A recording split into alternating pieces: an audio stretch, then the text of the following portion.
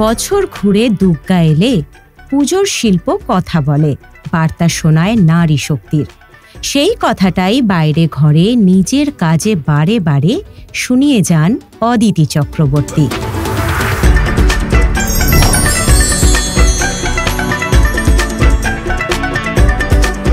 দুর্গাপুজো যেমন শিল্পের আঙিনা, তেমনি নারী শক্তির চিরায়ত উদযাপনও। প্রতিবার পুজোয় ফিরে ফিরে আসে সেই বার্তা। পুজোর শিল্প তো এগোচ্ছে নিজস্ব ছন্দে। নারীর ক্ষমতায়নের প্রশ্নে আদেও কি এগোচ্ছে আমাদের সমাজ? আমার যেটুকু এক্সপিরিয়েন্স, আমি 2013 থেকে কাজ করছি, তো কিছু বছর বাদ দিলে খুব কম বছর, সেটা আমি যদি আমার ভালো পোর্শন এবং ভালো এক্সপিরিয়েন্স এবং খারাপ এক্সপিরিয়েন্স দুটোকে সেপারেট করি, সে জায়গায় আমার ভালো এক্সপিরিয়েন্স বেশি। আমার মনে হয় না কোথাও জেন্ডারটা এখানে খুব একটা কাজ করে, মানে আমার এক্সপিরিয়েন্স আমাকে সেটা দেয়নি যেটাতে আমি এই জেন্ডার বায়াসনেসটাকে হাইলাইট করব। আমার মনে হচ্ছে কাজটা খুব গুরুত্বপূর্ণ, সেটা যেই করুক না কেন, সেটা তৃতীয় জেন্ডারও হতে পারে। কাজটা যদি তোমার কাছে ভালো হয় বা তুমি সেটা লোকের বা আমরা তো সাধারণ দর্শকদের জন্য কাজটা করি, তো তাদের যদি ভালো লাগে না, সেটা আমার মনে হয় না সেখানে জেন্ডারটা খুব একটা আসে সামনে।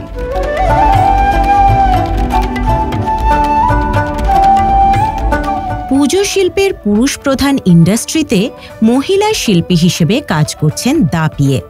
তাতে কি সুবিধা মিলেছে, নাকি পড়তে হয়েছে অন্য কোনো অসুবিধায়? পুরুষ শিল্পীদের ভিড়ে কখনো কি একা লেগেছে মহিলা শিল্পী অদিতি চক্রবর্তীর? একা তো অবশ্যই মনে হয়। তার কারণ হচ্ছে, আমার মনে হয় যে পরিপূর্ণভাবে একজন মহিলা শিল্পী কাজ করা উচিত, যে এই যে ধারণা, যে প্রশ্নটা তোমার কাছ থেকে আমার কাছে আসছে, সেই প্রশ্নটাই থাকবে না যদি সেটা সম্পূর্ণ ব্যালেন্সড হয়ে যায়। মানে পুরুষ শিল্পী এবং মহিলা শিল্পী, সেই জায়গাটা যদি ব্যালেন্সড হয়ে যায়, কখনোই প্রশ্নটাই আসবে না, তখন আর আমার একাকিত্বটাও থাকবে না। তবে আমি দেখছি এখনও অনেক ছোট ছোট মেয়েরা আসছে, কাজ করছে, তো আশা করি এই ব্যালেন্সটা নেক্সট কিছু বছরের মধ্যে অনেকটা গ্যাপটা পরিপূর্ণ হয়ে যাবে আমার মনে হয়। পুজো শিল্পে মহিলা শিল্পীর সংখ্যা বলতে গেলে হাতে গোনা। নারী শক্তির উদযাপনে মহিলাদেরই অংশগ্রহণ এত কম কেন? আমার মনে হয় ফিল্ডটা এখনও অনেকে এক্সপ্লোর করেনি। হ্যাঁ, আর একটা হচ্ছে একটু মানে বিশেষ করে যেহেতু এখানে একটা ক্লাব জড়িয়ে আছে, মানে আমি যখন প্রথম কাজ নিয়েছি, আমার বাড়ির লোকের প্রথম এক্সপিরিয়েন্স ছিল, মানে এক্সপিরিয়েন্স বলবো না, কথা ছিল, বাবা তুই ক্লাবের কাজ করবি, উল্টোপাল্টা হলে ধরে মারবি, মানে এরম একটা ব্যাপার। সেইখানে কোথাও হয়তো এই ভীতিটা বা একটু কি বলবো, একটু রিজিডিটিটা থাকে যে এই ফিল্ডটা কি খুব কমফোর্টেবল মহিলাদের জন্য। তারপরে যেহেতু ফিল্ড ওয়ার্ক, সেখানে অনেক সময় কি হয়, একজন মহিলা যদি কাজ করতে চায়, তার বিভিন্ন ফিজিক্যাল যেটুকু লিমিটেশনস আছে, একটা বাথরুমের ব্যবস্থা, একটা কমফোর্টেবল একটা লোকেশন যেখানে একটু বসে সে রেস্ট নিতে পারবে, এই ফেসিলিটি যেগুলো সামান্যও থাকে, তাহলে আমার মনে হয় না যে কোনো মহিলার অসুবিধা হওয়ার কথা। হয়তো তাদের কাছে এখনও ক্লিয়ার নয় পুরো জিনিসটা, কিন্তু আমার মনে হয় সেটা আস্তে আস্তে কাটবে এবং ক্লাবরাও এই অ্যাকসেপ্টেন্সটা রাখবে। সেটা আশা করি আস্তে আস্তে ওভারকাম হচ্ছে এবং ভবিষ্যতে হবে।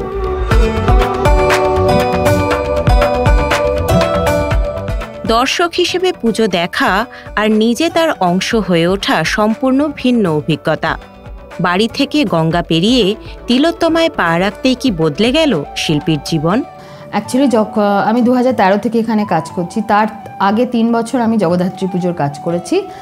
যেহেতু আমি চন্দননগরের মেয়ে, আমার সেখানে একটা অফার এসেছিল, বিষয়টা ওখানে থেকে শুরু।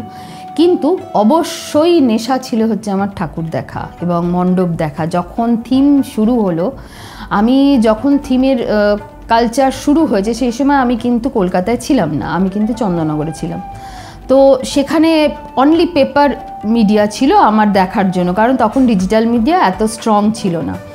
তো আমার কোথাও ভীষণ একটা গ্যাপ ফিল করতাম যে আমার চোখের সামনে গিয়ে দেখতে পাচ্ছি না। যখন আমি কলকাতায় এখানে আসি, আমার একটাই উদ্দেশ্য ছিল, প্রতি বছর ছেলে তখন আমার খুব ছোট, ব্যাগ সামনে যে ব্যাগ হয় ব্যাগের মধ্যে ছেলেকে ভরে আমরা কিন্তু তখন আমার বাইক ছিল, মানে হেন ঠাকুর নেই আমরা দেখিনি। আমার নেশা ছিল, এবং আমার নয় আমার হাজব্যান্ডেরও, দুজনে মিলে একদম চুটিয়ে ঠাকুর দেখতাম। আমার কোথাও ঢুকেই মনে হতো আমি যদি এরকম একটা কাজ করতে পারতাম।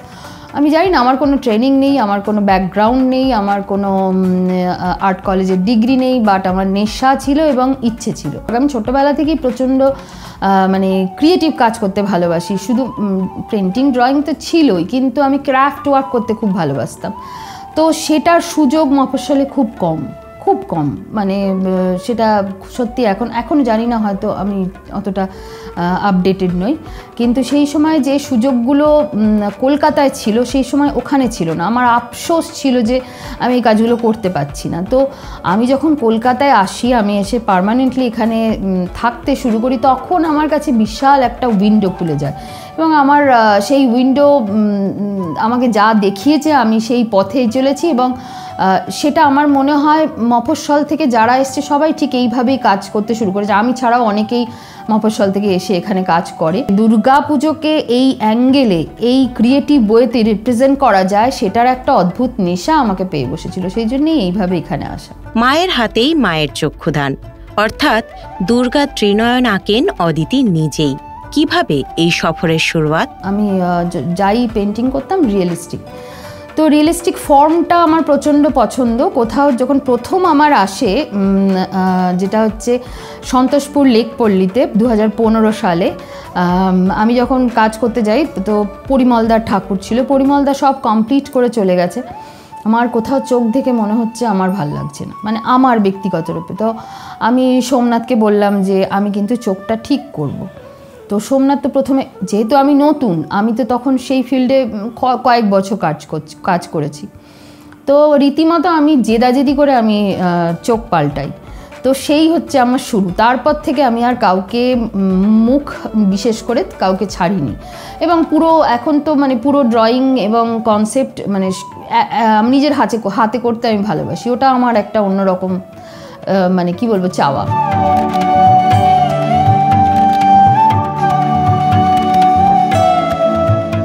তার শিল্পভাবনায় ফিরে ফিরে এসেছে রূপসী বাংলা। বাংলার লোকজ শিল্প ধরা দিয়েছে আধুনিকতার আঙ্গিকে। পুজোর সূত্রেই সমকালীন হয়ে উঠে এসেছে চিরকালীন বাংলার মুখ। এই প্রয়াস কোন ভাবনা থেকে? আমার নিজস্ব টান অনুভব করি। অ্যাকচুয়ালি মানুষ যে কাজটা ভালোবাসে অন্তর থেকে, বা যেটা নিয়ে নার্চার করতে ভালোবাসে, বা যেটাকে আমার Indian history, Indian folk, Indian culture, Indian everything, আমি প্রচণ্ড প্যাশনেট তার ওপর। তো আমি সবসময় ফিরে ফিরে চেষ্টা করি সেইগুলো নিয়ে রিপ্রেজেন্ট করার, এবং কোথাও কানেক্টেড। আমার দুর্গার পুজো, মা দুর্গার পুজো, সেখানে তো প্রচণ্ড কানেকশন মাটির সঙ্গেই থাকবে না। তো সেক্ষেত্রে ওই জায়গাটা আমি সবসময় ফিল করি, কোথাও যেন মনে হয় না যেন কি বলবো, একটা অন্য ঘরানার মধ্যে অন্য ঘরানা ঢুকিয়ে কাজ। তো চেষ্টা করি সেই ধারণাটা আমার থাকে যে আমি ওইভাবে রিপ্রেজেন্ট করি, মায়ের সঙ্গে মাটির একটা গন্ধ, একটা টান, একটা আমি যেটা নিজে ফিল করি সেটা সবার কাছে পৌঁছে দেওয়া।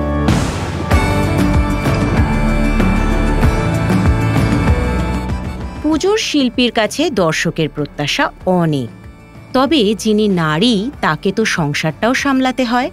ঘরে বাইরে সব দিক রক্ষা করে চলা একজন মহিলা শিল্পীর কাছে কতটা চ্যালেঞ্জিং? এটা সত্যি, মানে আমিও নিজে মনে করি আমি আগে আমার সংসারটাকে সামলে, যেটুকু আমার দায়িত্বে থাকে সংসারে সব কিছু, হয়তো যখন কর্মক্ষেত্রে বাইরে যাচ্ছে সেটা যে কোনো ফিল্ডে হোক, তখন কিন্তু ফ্যামিলির পুরো সাপোর্টটা দরকার হয়, তবে একজন মহিলা বাইরে গিয়ে সেই কাজটা করে এবং সংসারটাকে সামলে পায়। দুটোর ব্যালেন্স যেটা, আমি কিন্তু সেইটা করে তবে বাইরে বেরোই। এই জন্য আমি আফটার লাঞ্চ আমি কিন্তু বেরোই। সেক্ষেত্রে পুরুষেরা আমি বলবো হয়তো একটু ফেসিলিটি থাকতেই পারে। এই ফিল্ডে যারা কাজ করে, যদি তাদের মানে ছেলে মেয়ে থাকে, সেক্ষেত্রে তাদের উপর তো একটা দায়িত্ব থাকে মায়ের। তো সম্পূর্ণ দুটো ব্যালেন্স করে চলতে হয়। সেক্ষেত্রে হয়তো মানে আমার হয়তো পুরুষরা আপত্তি করবে এই কথাটা শুনে, মায়ের দায়িত্ব অনেক বেশি, সেই ক্ষেত্রে হয়তো এখানে একটু পুরুষরা সুবিধা পায়। অবশ্যই পুজোর যত দিন কাছে চলে আসে তখন সেই জায়গাটা আরও কঠিন হয়ে যায়, এবং সেক্ষেত্রে ফ্যামিলির সাপোর্টটা খুব দরকার, কারণ এটা একটা পিরিয়ড অফ টাইম কাজ করছে। মানে ধরো আমি 2 মাস কি 3 মাস এই ফিল্ডটাতে একদম ডেডিকেটেডলি কাজ করতে হবে। তো সেক্ষেত্রে ওই কটা মাস বা ওই কটা দিন আমার ফ্যামিলি অন্যদিকে সাপোর্ট করলো আর আমি বাইরে গেলাম, এইভাবেই ক্যালকুলেশনটা বা ইকুয়েশনটা হয়ে এসছে। আমার কখনো সেরকম অসুবিধা হয়নি। কিন্তু ডেফিনিট কিছু ক্ষেত্রে আমার যেহেতু স্পেশাল চাইল্ড আছে, রাত্রে আমাকে ছাড়া শুতে পারে না, তো সেই ক্ষেত্রে আমাকে একটু দেখতে হয় এগুলো। হ্যাঁ, কয়েকটা দিন শেষের দিকে হয়তো 7টা দিন যেদিন লাইট টেস্ট হচ্ছে আমাকে রাতে থাকতে হবে, সেই ক্ষেত্রে তখন আমি আমার মাকে পাশে শুইয়ে একটু কষ্ট পায় ছেলেটা, কিন্তু এইভাবে ম্যানেজ করে চলতে হয়।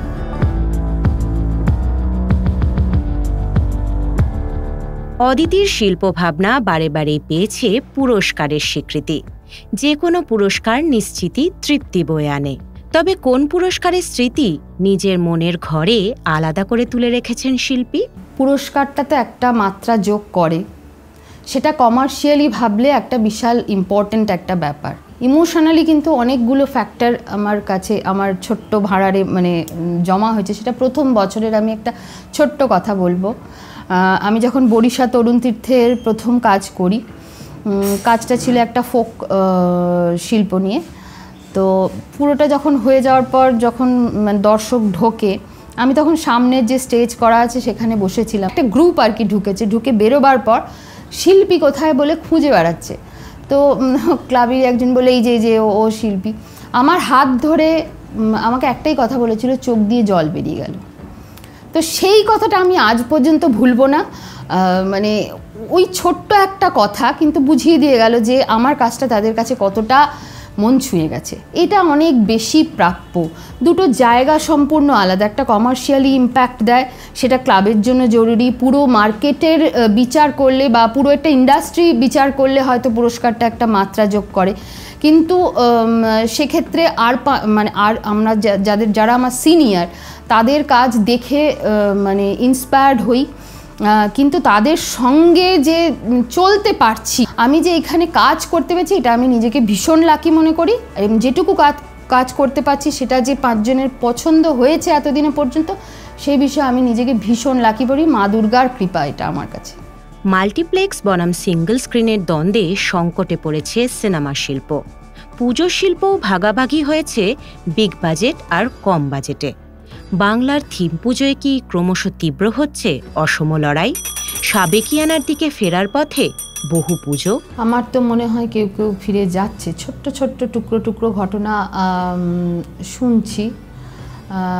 এটা একটা খুব বড় একটা সমস্যা তৈরি হচ্ছে, কারণ কারোর ক্ষমতা যদি 10 ভাগ হয়, কারোর ক্ষমতা 1 ভাগ। কিন্তু দুর্গাপুজো তো দুর্গাপুজোই, সেখানে তো কেউ ক্ষমতার নেই বলে সে দুর্গাপুজো করবে না, করবে দুর্গাপুজো, হয়তো তার বাজেটটা কমিয়ে দেবে। কি বলবো, একটা বিশাল বাজেটের একটা 1 কোটি কি 2 কোটি কি 3 কোটির পুজো, সেখানে একটা 20-30 লাখের পুজো লড়ার ক্ষেত্রে, বিশেষ করে আমাদের মতো খুব মধ্যমেধার যারা কি বলবো যারা শিল্পী, তাদের অনেক স্ট্রাগল করতে হয়। এবং সেক্ষেত্রে হয়তো এই স্ট্রাগলটা কোথাও এমন একটা গিয়ে দাঁড়াচ্ছে যা হয়তো প্রথম থেকেই আমরা একটা নেগেটিভ ভাবনা নিয়েই কাজটা শুরু করে ফেলছি, যে বাবা মানে যেটুকু শুনছি বা যেটুকু একটা আবহ আমি শুনতে পাচ্ছি চারিদিকে, ওর সঙ্গে কি করে আমি সেই জায়গায় যাব আর কি। সেখানে আমাদের কোথাও মনে হয় যে হয়তো এই ছোট কাজটাই নাড়া ফেলবে,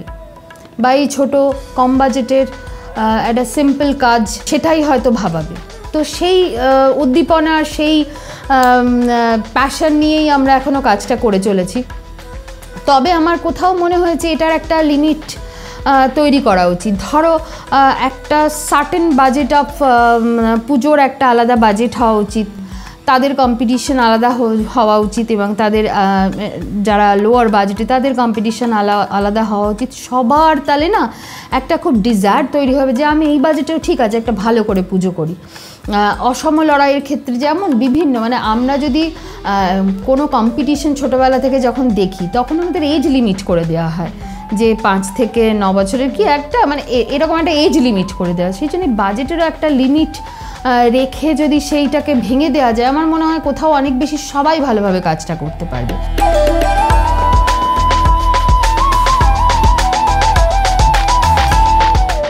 মায়ের প্রতিমা নির্মাণ করেন অদিতি চক্রবর্তী।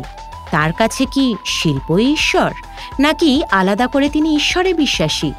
নিজের তৈরি দুর্গাকে কি প্রণাম করেন শিল্পী? মানে আমি কিন্তু নাস্তিক নই, পুরোপুরি আস্তিক এবং আমি পুজো করতে ভালোবাসি। পুজো নিয়ে ভীষণ পরিমাণে সেন্সিটিভ রিচুয়ালস। আমি এই জন্য এই কথা পরিপ্রেক্ষিতে আমি একটা কথা বলি, দুর্গাকে নিয়ে খুব বেশি এক্সপেরিমেন্ট করা আমার পছন্দ নয়।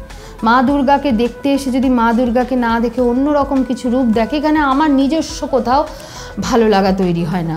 আমি ভাই সারা বছর পরে মায়ের সারা বছর বাঙালি অপেক্ষা করে থাকে দুর্গা পুজোর জন্য, সেখানে কোথাও গিয়ে তো দর্শক ঢুকে এসে তা আমাদের অজান্তে হাত জোর হয়ে যায়। আমার মনে হয় সেই হাত জোর যার সামনে হচ্ছে তাকে নিয়ে আমার মনে হয় না খুব বেশি মাত্রায় এক্সপেরিমেন্ট, যেটার ব্যাকগ্রাউন্ড শুধু আর্ট, এটা কোথাও আমার কাছে একটু রিজিড আমি এই ব্যাপারে। তো আমার এক্ষেত্রে আমি খুব আমার সংস্কৃতি, আমার সনাতনী, আমার সব ধর্মের যত ভাবনা আছে আমি সেখানে খুব সাউন্ড, আমার খুব পছন্দ এইসব বিষয়। থিমে সন্তুষ্ট হয়ে স্বয়ং মা দুর্গা যদি 3টে বর দিতে চান তাহলে মায়ের কাছে কি কি চাইবেন অদিতি? মা দুর্গার আশীর্বাদটা চাইবো যাতে সর্বক্ষণ আমার মাথার ওপর থাকে, যাতে আমি মা দুর্গার নতুন রূপ প্রতি বছর দিতে পারি, এটা একটা অদ্ভুত চাওয়া।